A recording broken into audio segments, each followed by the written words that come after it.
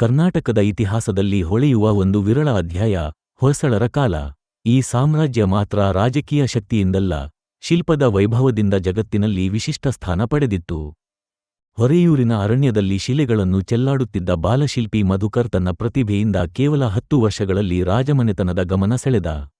ಒಂದು ದಿನ ಅವನ ಮಾಡಿದ ಸಣ್ಣ ಗಜಶಿಲ್ಪವನ್ನು ನೋಡಿದ ಹೊಯ್ಸಳ ರಾಜ ವಿಷ್ಣುವರ್ಧನ ಆಶ್ಚರ್ಯದಿಂದ ನಿಂತರು. ಈ ಶಿಲ್ಪಕ್ಕೆ ಪ್ರಾಣವಿದೆಯೇನೋ ಎಂದು ರಾಜ ಹೇಳಿದರು.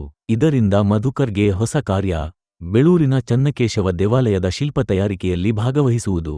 ದಿನಗಳು ಕಳೆಯುತ್ತಿದ್ದಂತೆ ದೇವಾಲಯದ ಗೋಡೆಗಳು ಜೀವಂತ ಕಥಾನಕಗಳಿಂದ ತುಂಬುತ್ತಿದ್ದವು.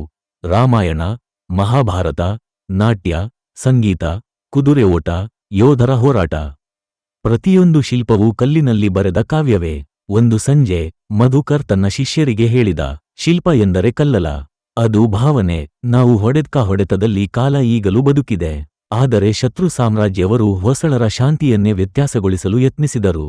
ರಾಜವಿಷ್ಣುವರ್ಧನರು ಸೇನೆಯನ್ನು ಜಮಾಯಿಸಲು ಆದೇಶಿಸಿದರು. ಯುದ್ಧದ ದಿನ ಮಧುಕರ್ ದೇವಾಲಯದ ಗೋಪುರದಿಂದ ಯೋಧರನ್ನು ನೋಡುತ್ತಾ ನುಡಿದನು, ಈ ಶಿಲ್ಪಗಳನ್ನೇ ರಕ್ಷಿಸಿದರೆ ನಮ್ಮ ಸಂಸ್ಕೃತಿ ಮುಂದುವರಿಯುತ್ತದೆ.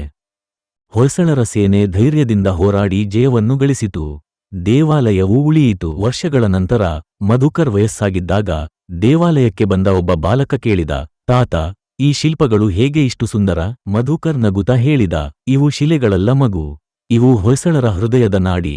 ಹೊಯ್ಸಳರ ಹೊಳೆ ಇಂದು ಸಹ ಹರಿಯುತ್ತದೆ, ಅವರ ಶಿಲ್ಪಗಳಲ್ಲಿ, ಅವರ ಕಲೆಯಲ್ಲಿ, ನಮ್ಮ ಕನ್ನಡಿಗರ ಹೆಮ್ಮೆಯಲ್ಲಿ.